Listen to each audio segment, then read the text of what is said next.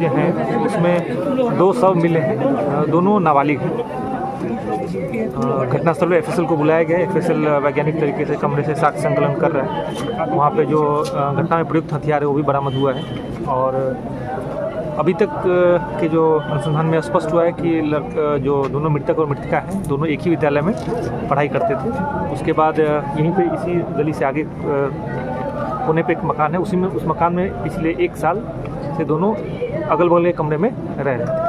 3 महीना पहले जो मृतका है वो अपने मामा और सगे भाई के साथ इस मकान में, जो घटनास्थल वहाँ ये लोग शिफ्ट हुए थे, उस लड़के से विवाद की वजह से परेशान होकर उसके बाद आज ये घटना कारित हुई है। जो लड़का है उसके कमरे की तलाशी लेने पर एक नोटबुक बरामद हुआ जिसमें 2 लाइन का सुसाइड नोट है, सुसाइड टाइप का नोट है। उसके बाद हम लोग आगे का अनुसंधान कर रहे हैं, बाकी की चीज़ें स्पष्ट हो जाएंगी। ये अभी तक ये स्पष्ट है कि दोनों एक ही स्कूल में पढ़ते थे, एक दूसरे को जानते थे और एक ही बिल्डिंग में रहते थे। कुछ विवाद होने की वजह से जिसकी शिकायत इन लोगों ने मकान मालिक को भी की थी, तो मकान मालिक द्वारा दोनों के परिजनों को बुलाकर इस बारे में अवगत कराया गया था। उसके बाद जो मृतका है उसने वो मकान छोड़ के यहाँ अपने भाई के साथ, फिलहाल वो अपने मामा और अपने सगे भाई, मामा जो इसके साथ ही इंटर में पढ़ाई करता था और जो सगा भाई है वो 10th का एग्ज़ाम देने वाला था, उसके साथ इसमें रह रही थी। घटना के समय जो छोटा वाला भाई है वो दूसरे एक दूर के रिश्तेदार का कमरा है जो बगल में ही है, उस कमरे में था।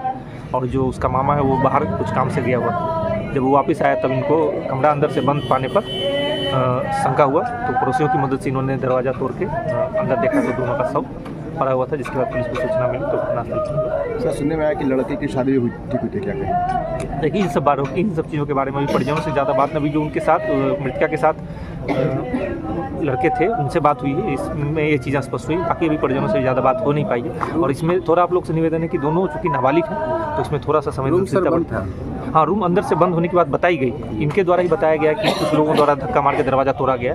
उन लोगों की से भी पूछताछ की जाएगी, तब एग्जैक्ट सीक्वेंस पता चलेगा कि घटना क्या और कैसे। आवाज़ सुन के दरवाजा नहीं, आवाज़ सुन के नहीं, जब इसका जो अपना सगा छोटा भाई है वो दूसरे कमरे में था और वो जो मृतका उसने इसको भूजा देने की बात कही थी। जब इंतजार किया, ज़्यादा देर में वो नहीं आई, तब इसने जाके दरवाज़ा खटखटाया। दरवाज़ा नहीं खुलने पर इसने पड़ोसियों को सतर्क किया, तब उनके द्वारा दरवाज़ा खुलवाया गया। आवाज़ सुनने के बाद अभी तक किसी ने मकान में नहीं बताई। ठीक है।